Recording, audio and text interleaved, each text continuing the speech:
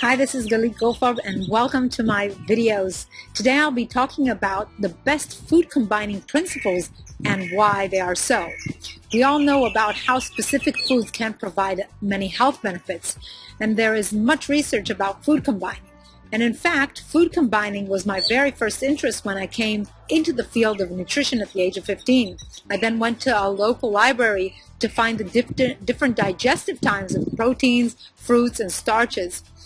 At the age of 15, I understood that perhaps improper food combinations might lead to weight gain, indigestion, gas, and bloating.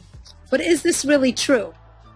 Well, when examining human evolution and taking a look at ancient human eating habits, we see that raw foods were eaten at the place and the time they were gathered in nature. This, in and of itself, led to good food combining.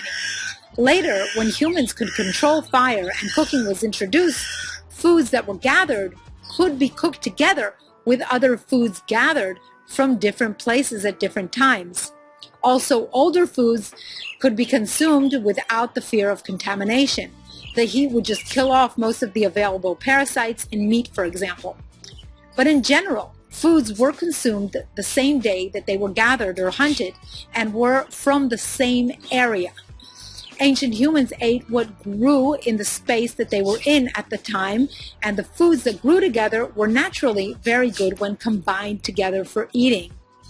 Now, in the modern world, we can find everything sold together in a supermarket. So how do we know what is right and beneficial to eat together? Well, here are very basic principles of food combining. It is not difficult. It is very, very simple. Number one, and the most important, is that fruit should be eaten alone. When you eat fruit, aim to eat it by itself. I even recommend consuming one type of fruit in each sitting, which means that you want to aim for one or more of the same fruit as a snack. You definitely want to avoid eating fruit as a dessert after your meal, since fruit is rich in fructose, which when consumed with other starches leads to a whole process that in the end may lead to a fatty liver and fat buildup in the body. I explain this whole process in a different video of mine that you can see the link in the description of this video below. Now, fruits can also be consumed with fats, such as nuts.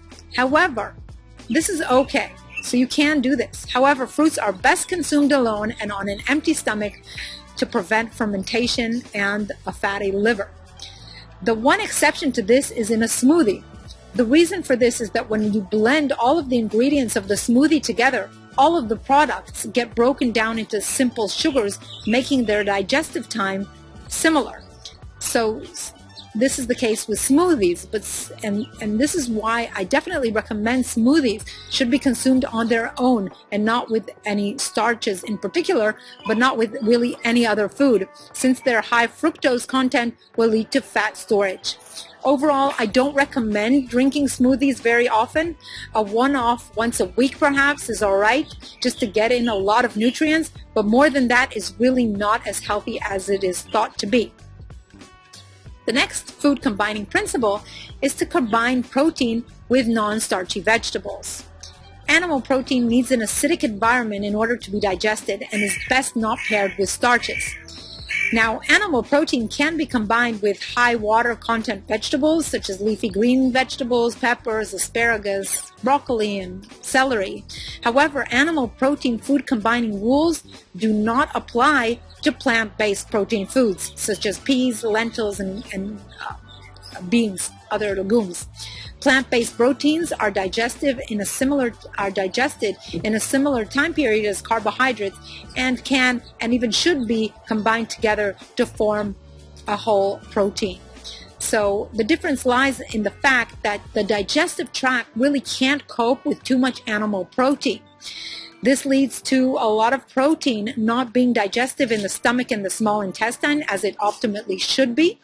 Instead, parts may reach the colon, where there are no digestive proteases to break proteins down to amino acids. These colonic microbes feast on the proteins that reach the colon, leading to microbial protein putrefaction. Having a good food source, these putrefactive bacteria and their metabolites increase in the gut, which is detrimental to health. These harmful bacteria take the space of healthy carbohydrate fermenting bacteria. So animal protein should not be consumed with starchy foods, but can be consumed with non-starchy vegetables. In contrast, plant-based protein can be consumed with starchy foods and with the non-starchy vegetables. Now, the third principle is that non-starchy vegetables and leafy greens go well with everything.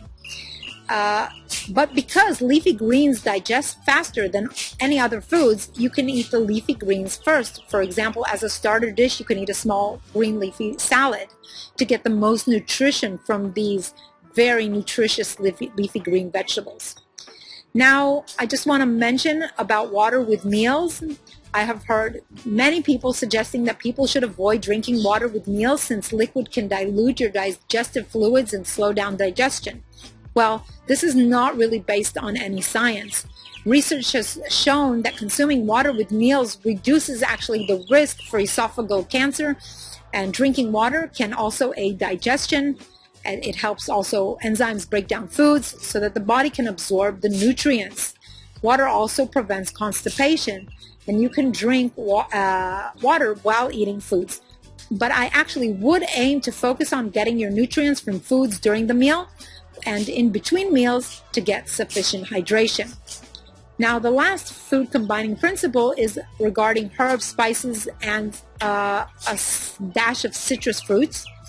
Well, herbs and spices like garlic, ginger, turmeric, curry powder, mustard, and a dash of lemon or lime are considered neutral.